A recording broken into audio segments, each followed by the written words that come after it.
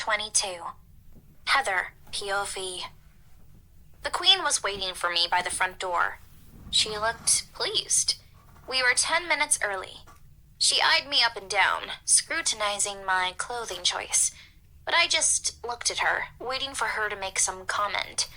Thankfully, she didn't. She just seemed to accept something in her head and nodded to herself. "Morning, Heather. It's good to see you know how to be on time." I guessed that was her way of giving a compliment without actually giving one. "Morning, Your Majesty," I answered her. Not sure if I should curtsy or not. I decided not to, and if she did not like it, she would tell me, I am sure. After the morning greeting, she led me down a very long hallway, where pictures of the previous kings and queens lined the walls, and looked down at you as you walked by, and we stopped at some double doors at the end.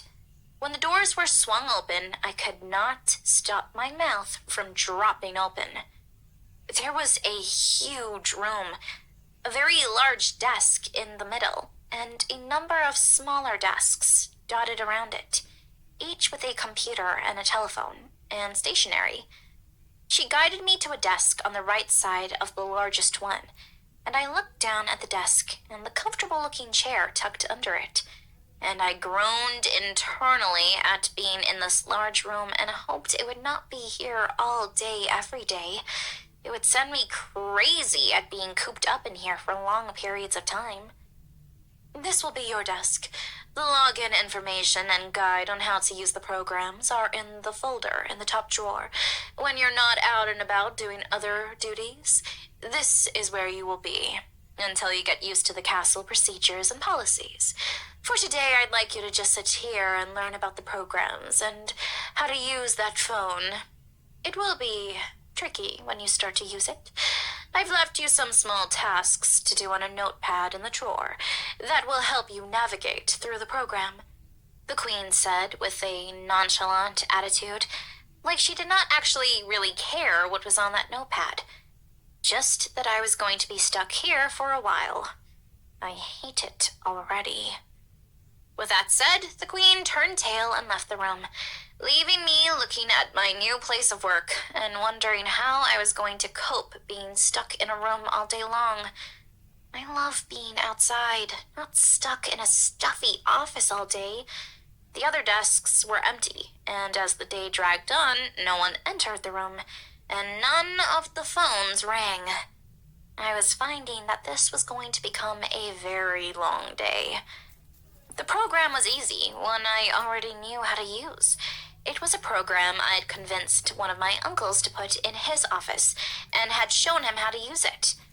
He loves the program now, and when he's swamped with work, he calls me to help him out. The phones were also easy. I could not see what the fuss was all about. I kind of felt this was some kind of test. I had dared the phone to ring at least once, but it didn't, and the silence of the room was difficult. Even in a library, a place I love to visit, the place had some kind of noise. This quiet room was driving me crazy. To get a break from the quiet, I opened my mobile phone and put on some music, very softly. Later, when my stomach reminded me that all I had to eat so far today was a blueberry muffin and some coffee from Jerry, I thought about what I was going to do about lunch. Just then, a woman walked in with a tray. It had a sandwich and coffee and some type of cake on the tray.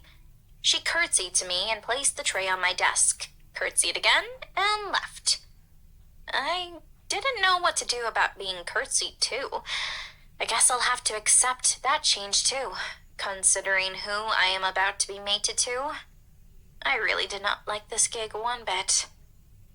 Again, why did the goddess give me a playboy for a mate? A rich prince and a playboy. I wanted a warrior for a mate. Even a delta would have been nice. One where I could be free and do what I wanted to do and what I loved to do. But alas, that is not what the goddess intended for me. I was trying to accept this change in my life, but I was having difficulty accepting this room was my place of work from now on. Should I just reject him and look for a nice man to let me be myself with?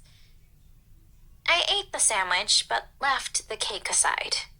Maybe I'd eat it later, if I got hungry enough. But I wasn't the biggest dessert eater. I could have eaten 2 sandwiches, rather. By the end of the most dull and boring, lonely day I've had in a very long time, I was ready to leave. The tasks left on the notepad were finished in the first hour, and I just played around on the computer, looking up stuff online and doing nothing much. Lucky to have a few emails arrive with a task to do that took a couple of minutes, and then I was back to wondering what to do.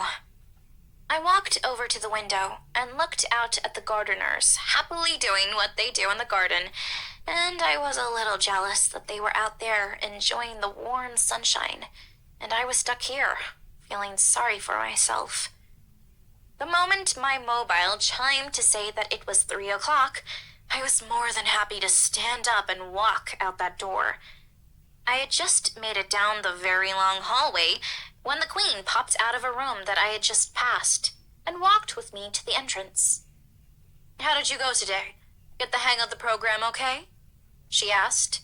I internally rolled my eyes. "Yes, I have. I read all the emails that popped up in my computer, and I entered the information into the appropriate places," I replied, trying not to sound too bored. "Good. Catch you tomorrow, then," she said casually, and I still wondered what the test was. Something more had to be going on. This cannot be what I'm expected to do each day. Just then, Mason appeared behind us, calling out greetings to us both.